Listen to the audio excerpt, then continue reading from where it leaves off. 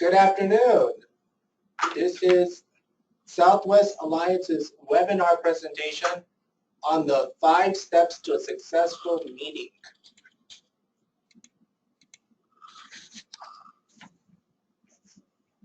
Southwest Alliance is in year 2, and the goals for this project are to share information from state to state about self-advocacy, create video blogs about disability issues, lead webinars about strengthening self-advocacy organizations, and work on sustainability and recruiting youth leaders.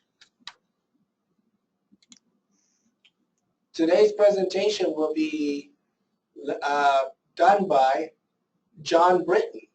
John is People First of Arizona Treasurer and a Region 2 representative for SABE, or Self-Advocates Becoming Empowered. Our other presenter is Jolene DeTige, and she is the People First of Arizona Outreach Coordinator, and she is also the coordinator for Miss Wheelchair Arizona. And our third presenter is Monica Cooper. She is a member of People First of Arizona. She is president of OASIS, which is another self-advocacy group, and she is the treasurer of ASDAC, which is a disability advocacy group. This picture that you see in front of you is a picture of the complete Arizona team. On there you'll see from left to right is John Britton, Monica Cooper, Katie Griffith, Jolene DeTige, and Lynn Black. The purpose of this webinar is to prepare organizations for a successful self-advocacy meeting. Scheduling a meeting, logistics of a meeting, officer duties for a meeting, member participation at a meeting, and future planning for future meetings.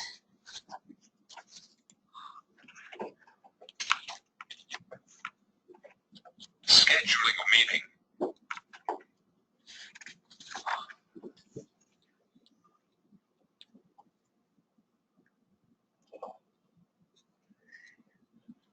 Scheduling a meeting.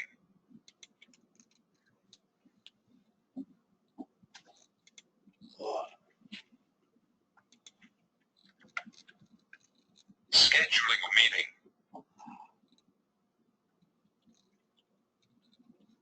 Poll question 1. Does your self-advocacy group have regularly scheduled meetings? Yes. No. Sometimes. Now Juliana will show the question. Please make your choice. Your choices will be private. So we'll now start the poll question number 1. To be can answer these questions.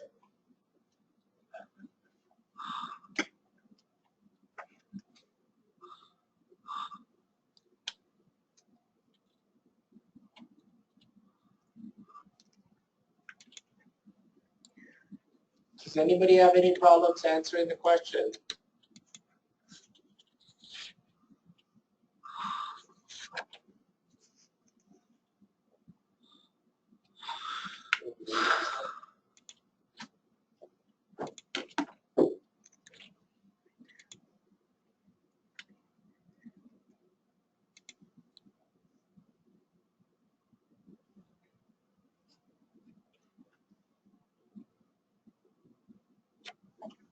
So after doing the poll question number 1,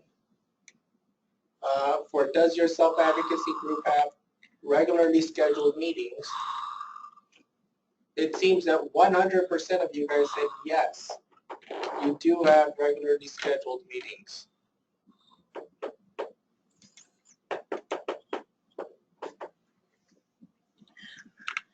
What to look for when scheduling self-advocacy group meetings. Time.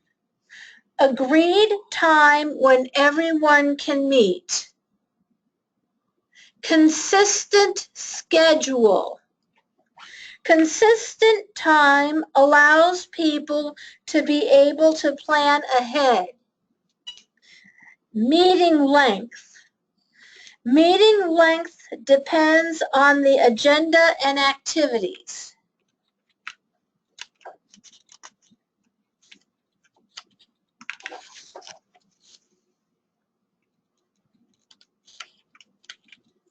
Logistics of a meeting.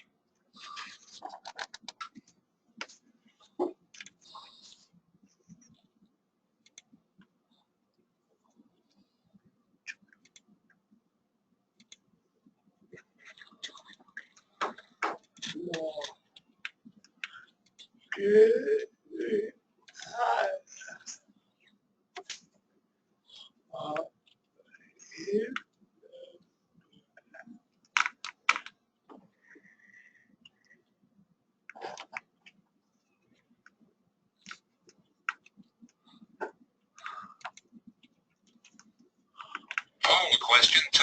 How do the members in your group attend meetings? In person? Over the phone? Over the internet, like GoToMeeting, Skype, or Google Hangout? Or all of the above?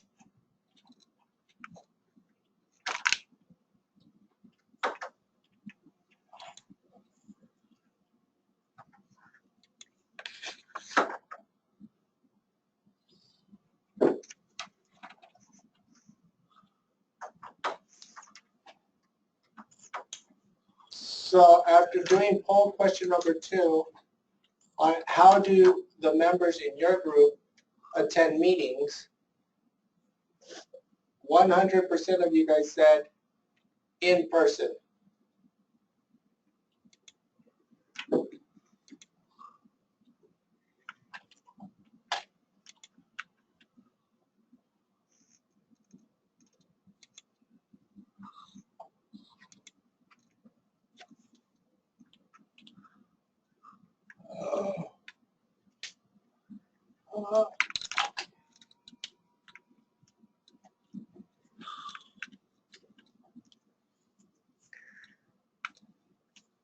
Poll question 3.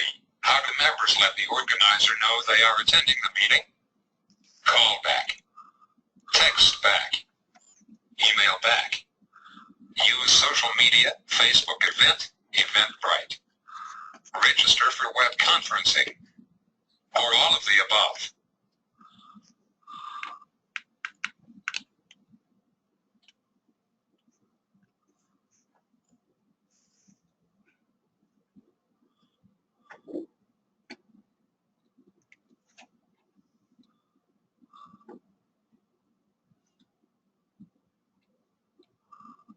We're waiting for one more person.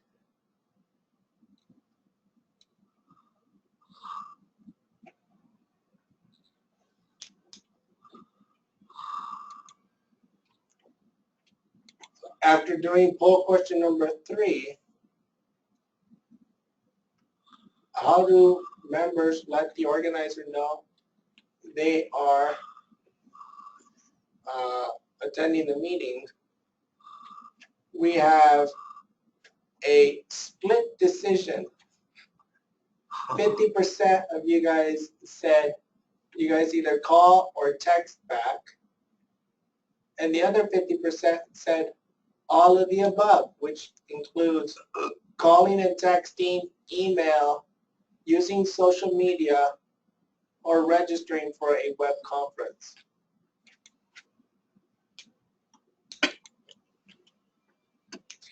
Now for the logistics, you want to consider the meeting location, space, and accessible restrooms.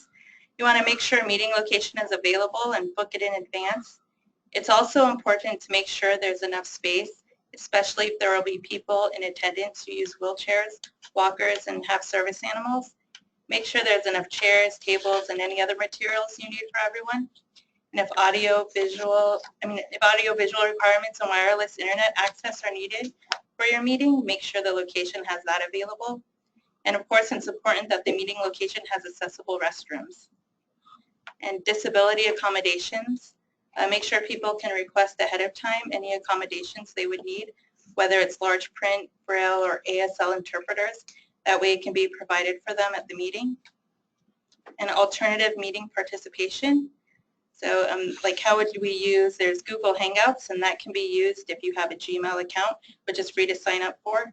And it can be used to make phone calls and video calls. And you can share your screen to work on documents or show how to do something on the computer. Skype is also when you can register for a free account to make phone calls and video calls. And we actually had one meeting where we used Skype for a guest speaker, and it was Maysoon Zaid, who's an actress and comedian that has cerebral palsy, and she received her Bachelor of Fine Arts here at Arizona State University. Then there's GoToMeeting, or even GoToTraining, which we are using now, and it allows you to be able to see the agenda, presentations, and watch videos together. And there's teleconferencing, which is using a phone to converse with each other. We actually just had a People First meeting on Saturday, and about 7 people attended that way. So these are options that are definitely great tools to consider when planning the logistics of a meeting.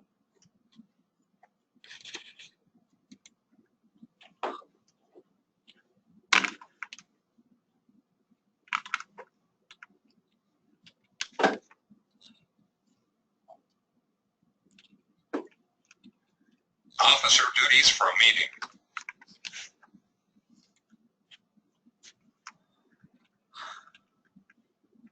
Call to question 4.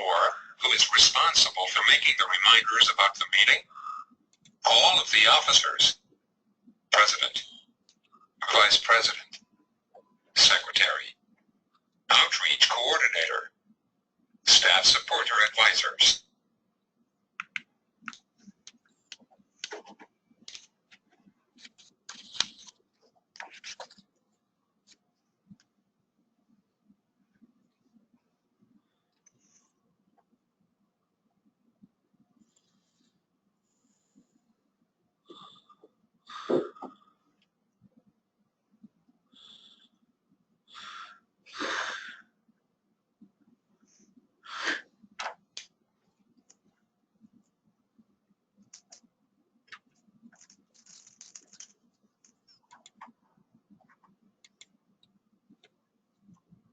Okay, so poll question number 4. Who is responsible for making the reminders about the meetings? Again, we have a split decision here. 50% or half of you said it is the secretary's role. And another 50% of you said it is the role of staff support or advisors.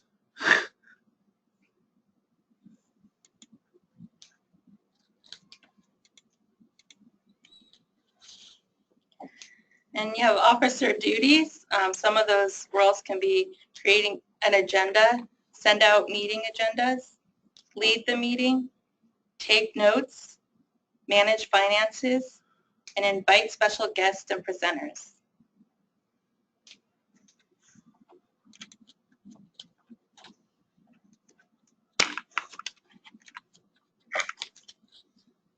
Member participation at a meeting.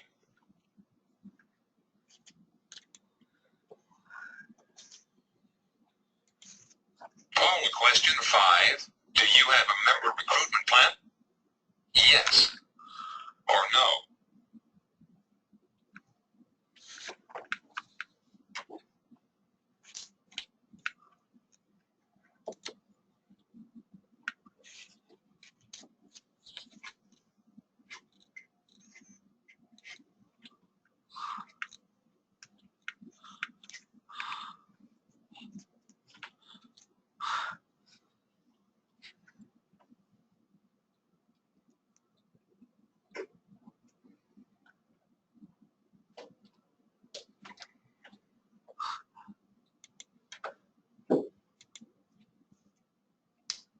Okay, poll question number 5. Do you have a member recruitment plan? And we have an interesting mix here. 67% of you said yes, you do have a recruitment plan. And 33% of you said no, you don't.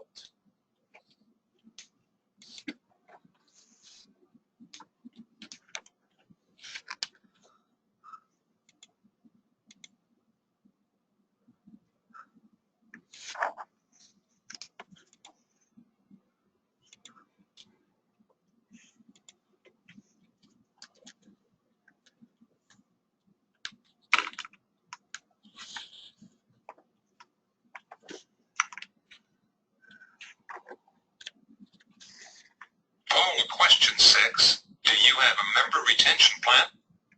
Yes or no?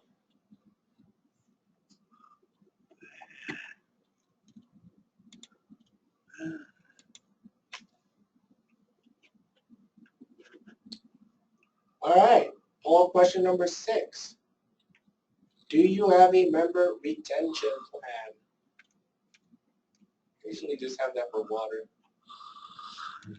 100% of you said no.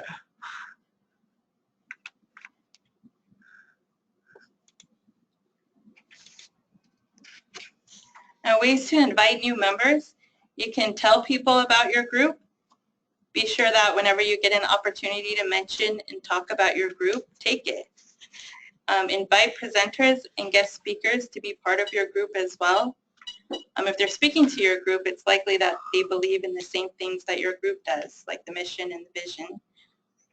Networking. If you're a part of other groups, tell them about your self-advocacy group and invite them to attend the next meeting. And invite them to social activities to tell them about your group.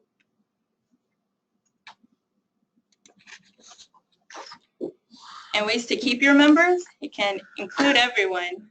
Make sure they are part of the meeting and group activities. And by having the right accommodations, it shows that everyone is thought of and considered and welcomed.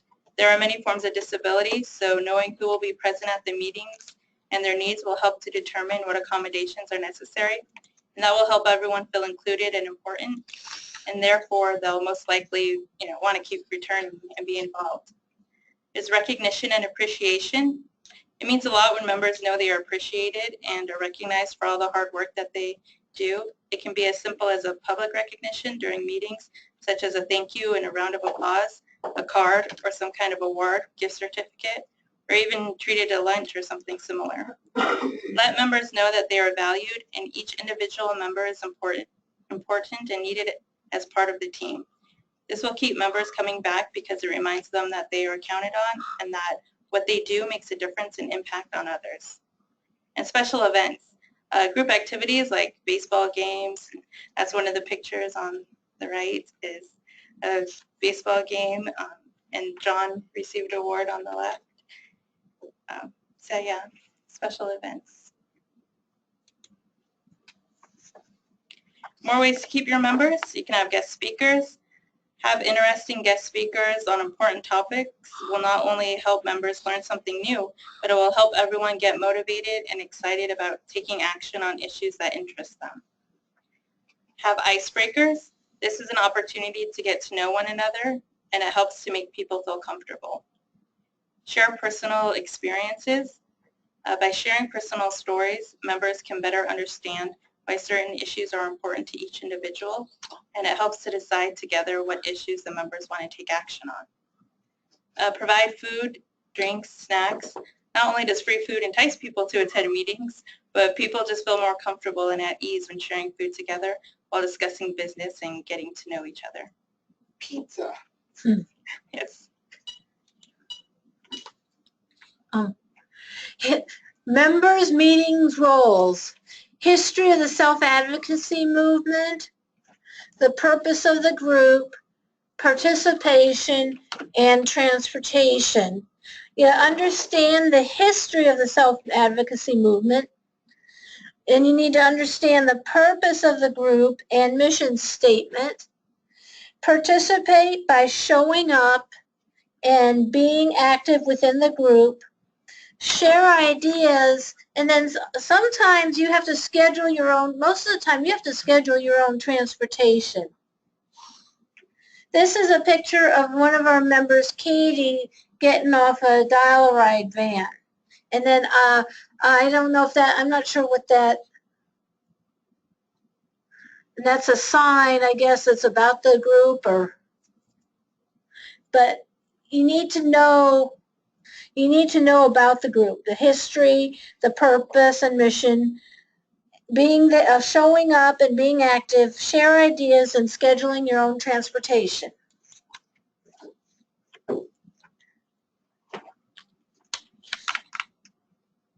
Future planning for future meetings.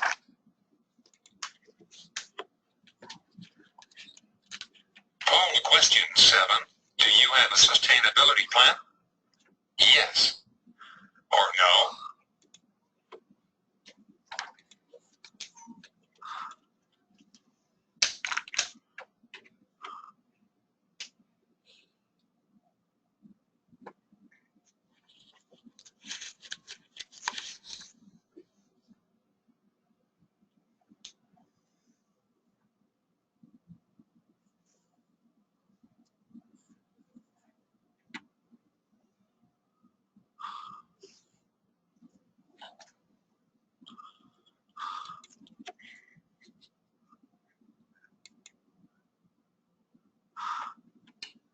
Okay.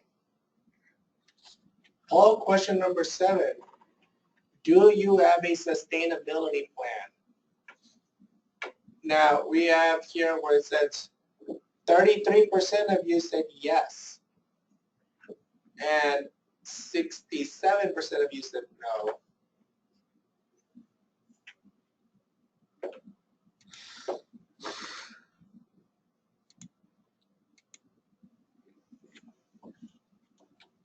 The future of your self-advocacy group: find outreach and funding opportunities, create community partnerships, and include social activities.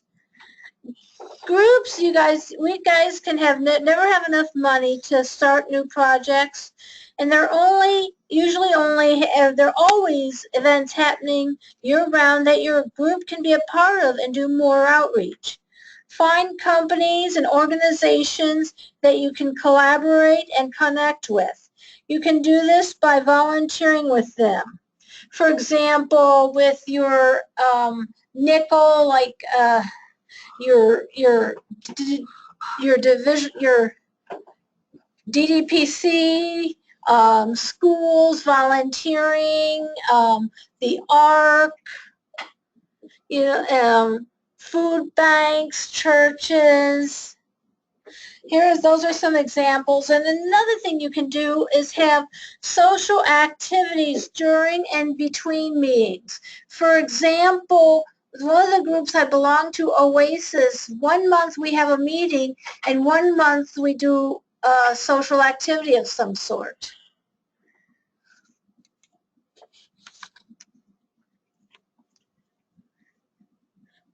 Ways to sustain your group: plan an annual retreat, plan out your agenda for the year, include projects, include fun activities, networking, and review your activities. When you plan a retreat, you would plan an annual retreat to work on your group goals and activities for the year. Plan out your agenda for the year. You include projects, fun activities, continued networking and partnerships. Recap your activities at the end of the year to see what did work and what did not work. Okay, and then, for example, okay, yeah, go ahead. All right, does anyone have questions? I'm sure one of us can answer.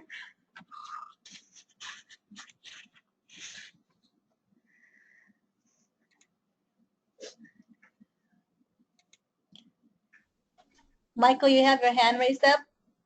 Yes, I'm part of Arkansas Leaders in Action. We're a young, new group that hold on just a minute. Let me put on a headset so that I don't get feedback. Okay. Sorry about that. me mute for just. Okay. Okay. Can you hear me? Yes. Okay. Me and Julie Petty and a few others have started a group called Arkansas Leaders in Action, and we're still young. We were born out of a thing done through Partners for Inclusive Communities last year, and we're still trying to figure out where we're going. So some of us, we have issues sometimes where we're having sessions where we're not getting anything done except for talking about what's bothering us. How do you plan out successfully to say, okay, you may have something to talk about, but let's work on what we need to work on advocacy-wise before we get to that discussion. And thank you for your answer. Do you guys have an answer? Well, that's a very good question. I think that one thing that I know that we do in our meetings is we usually have somebody that keeps, like we have a support that keeps us on track. And so when somebody starts to get off track or something, we say, well, thank you for sharing that. Well, let's get back to that later on or discuss that later. We have to get through the agenda because we're only here for a certain amount of time. So we stick to that. I don't know. Facilitator. The facilitator, yes, does that. Anyone else? I think that it's good to have somebody that, if you have an agenda, to follow that agenda. But also don't shy away from those conversations. Sometimes people learn the best when, hearing from personal experiences from others.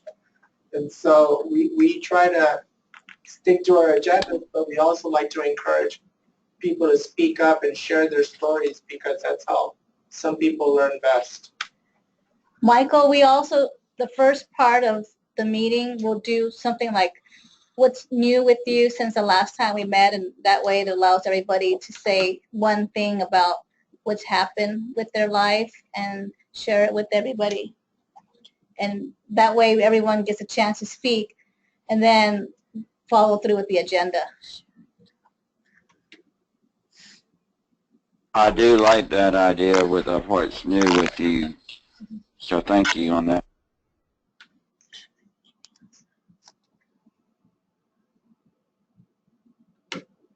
Any other questions?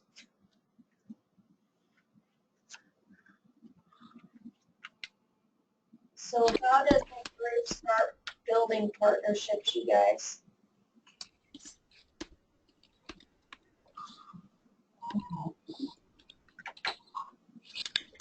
You said they were really important, but you didn't say how you started with them. Oh, sorry about that. Last year, actually 2 years ago, our Partners for Inclusive Communities, which is our local AUCD offices, did a survey of people with disabilities in Arkansas, and out of that is how we learned what was important, and we're trying to take and run with what the information that came out of those meetings to start Arkansas Leaders in Action. And that's how we started. We're still young and still trying to figure out where we're going, but we're having another meeting on the second Tuesday of July, and so we're going to be working on an agenda for that meeting. So that's how we got started. That's great. You have a really strong partner there. Do you guys have anything to help that might help them? Well, the way we partner with, we have find partners is by inviting them to our meetings and networking with them. We also have, topics that are similar to what we're passionate about and what they're passionate about, and that is a good way to partner. Like we have the Voter Project, which is the Arizona Center for Disability Law. We're partnered with them, and that's a very important topic for both of our groups. So that's how we find partners. So you guys in Arkansas might want to pick one of your topics and try to get a guest speaker just to get you guys focused on what other groups are doing. Once you learn what other groups are doing, you can decide whether you want to partner with them on any of their activities, and that kind of motivates you. One thing that having Julie on board as helping with it is Tia Nellis is coming to Arkansas in about a month and a half for a policy consortium. So maybe we can get Tia to come to the meeting too and help us focus on what we're doing. So He's the best at it. Yeah. Sounds like you guys got a great start. And I think Chiquetta is also coming from South Carolina, and they have a good network. And I think we're looking at other states to go. Excellent. Any other questions?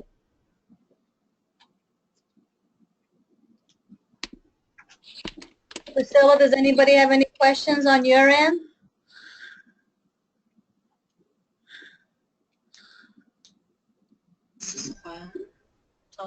No, not at this time. We've been talking about some ideas that the group can use, but you have any thing you want to say, Sophia? No, not really. Okay. So what kind of activities are you guys thinking about?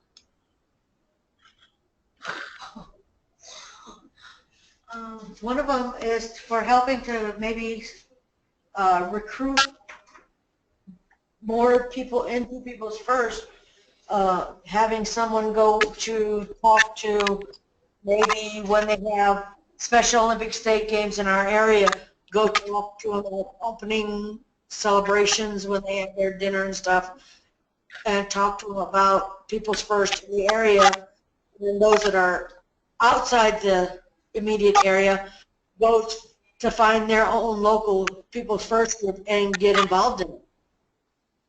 Sounds great. That's a good idea, yeah. Good. Let's see, Heidi, you guys have any ideas, thoughts, questions? No, I don't think so. But there was a lot of good ideas here. Do you want to give We Arkansas? don't have any I say you want to give people Arkansas. to call. You want to give Arkansas any recommendations how you guys work with your groups?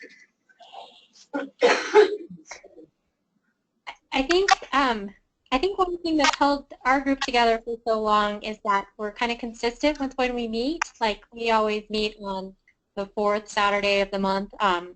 Just seems like it makes it easier for planning purposes for everybody, and then they kind of know when to expect it. And we usually always do it at the same time. And one thing that we found help people come back is to have snacks. Maybe rotating who brings those.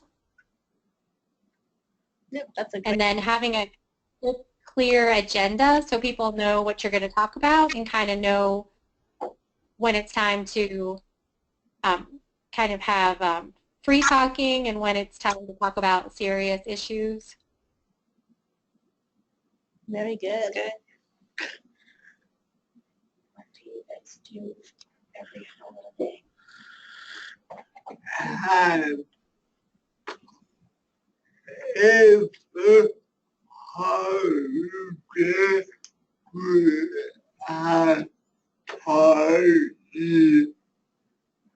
John says many of the holidays they have parties, and they invite all the self-advocacy groups.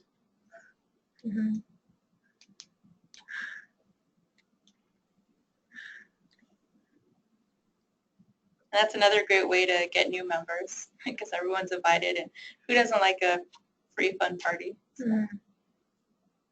Right. Good questions and answers and comments. The next webinars that Southwest Alliance is going to have will be, one will be July 13th, and Colorado is going to be presenting about transportation to your self-advocacy meetings. On July 20th, Utah is going to be presenting about internet safety. July 25th, Arizona is going to talk about ability to network. And August 3rd, New Mexico is going to talk about developing partnerships in their state. And the last one will be September 14th in Colorado. We'll talk about self-advocacy officer roles.